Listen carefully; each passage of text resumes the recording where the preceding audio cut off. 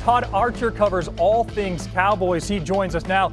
Todd, the big story looming over the team this offseason, Micah Parsons' contract, or at the moment lack thereof. What did Jerry Jones say about that today? Well, let's start where Micah is. He's here. That's the good news, right? He's in one of these hotel rooms. There was some question as what he would be, but back in June at the minicamp, Micah said he would be here. The question now becomes, will he practice? Will we see some sort of hold in? 2 years ago, the Cowboys didn't see Zach Martin held out of training camp before getting a deal done. Last year, CeeDee Lamb missed most of training camp before getting a deal done. For Jerry Jones, though, he's not concerned about Micah and the contract, believing it eventually will get done. 2 years ago, we were here, and I think Zach Martin wasn't here. You had a situation, although he had a contract, so you worked through that. I was looking at this documentary, and it spent some time going back in the Emmitt Smith negotiation and what was going on there.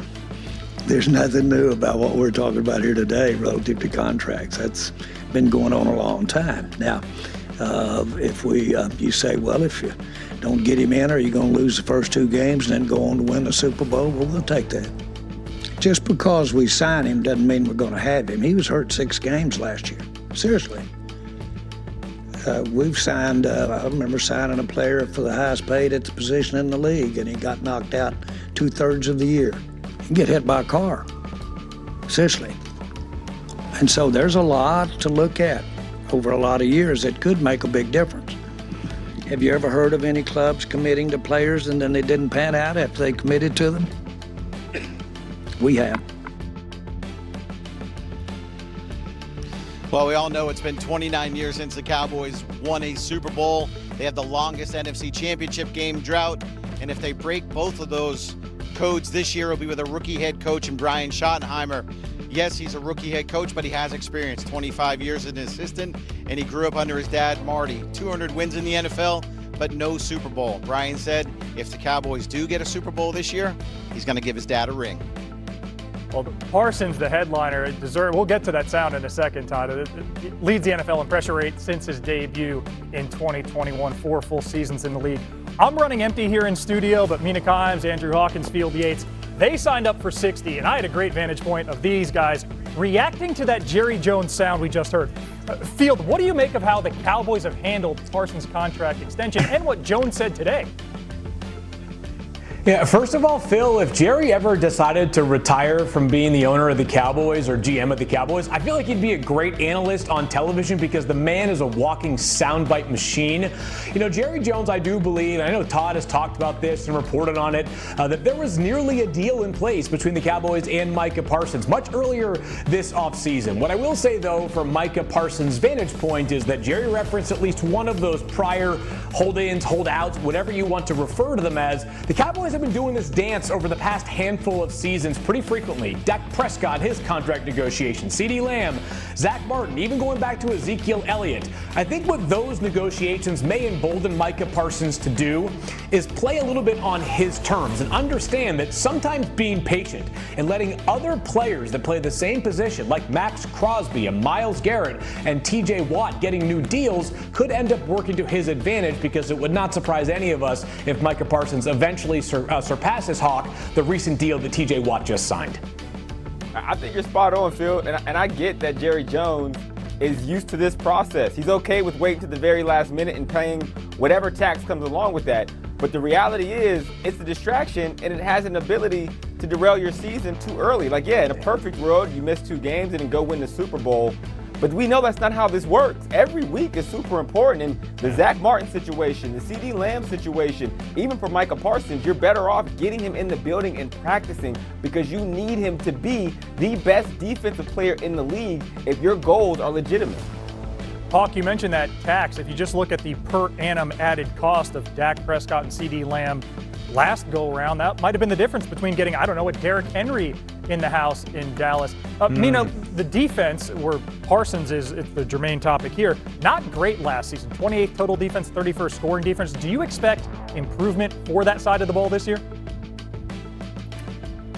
Yes and no. Yes, because a lot of the struggles last year had to do with injuries, missing starting cornerbacks, Marcus Lawrence, Micah Parsons missed a few games, though not as many as Jerry Jones weirdly said. So even just having more healthy players on the field, you're going to see some improvement there. I also think pass rush opposite Parsons is an area that I'm excited about. Micah was the second most double-teamed edge in football last year, so it's a real opportunity for one of those young edges or Dante Fowler to step up. But the no, I said earlier, that's just because of the run defense, which has been the thorn in this defensive side now for a few years, and it's an area where I don't see a lot of improvement on this roster unless Mozzie Smith dramatically improves on the inside or they find value at the linebacker position, which looks to be one of the weaker position groups in the NFL, quite frankly, with DeMarvion Overshown still injured. I think that's still going to be an area of concern for them and a problem, hopefully mitigated to some degree by the offense.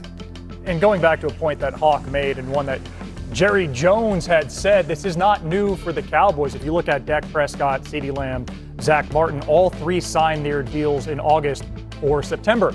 You know what else isn't new for the Cowboys, or at least their fans? Having most of the back of January off. Forget about the Super Bowl.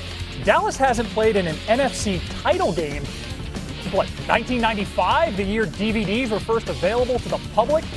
You got a team of this caliber, all their conference title highlights are on VHS. That 29-year drought, twice as long as any other active drought in the NFC. And as the Cowboys leadership tells us today, the time to win is now. I think that we've addressed many areas that bit us. As I look at what last year was about, y'all are going to ask about some of those, I'm sure, here today, but I think we've addressed them in a good way that will make us better. Having Dak under center is a good place to start, to begin with. We want to come out of this thing knowing the emphasis of winning the line of scrimmage. Like, that's really important to us, both offensively and defensively. You know how we want to play, be a physical style team, both offensively and defensively. And so I would say that maximize our padded practices. Obviously got the work coming up against the Rams here in a couple weeks, and that's the big emphasis right now. Super Bowl champions, that's always the expectation. So, yeah. I think that's a realistic goal? I think it is a realistic goal. Because we can win the Super Bowl. Like, why not? Why can't we win? Do you think it's unrealistic? Do you think the roster is in place to do that? I think it is in place to do that, yes, sir. Now, Dallas won just 7 games last season, but field 12 wins each of the 3 years before that. What do you make of the Super Bowl expectations or standard in Dallas this year?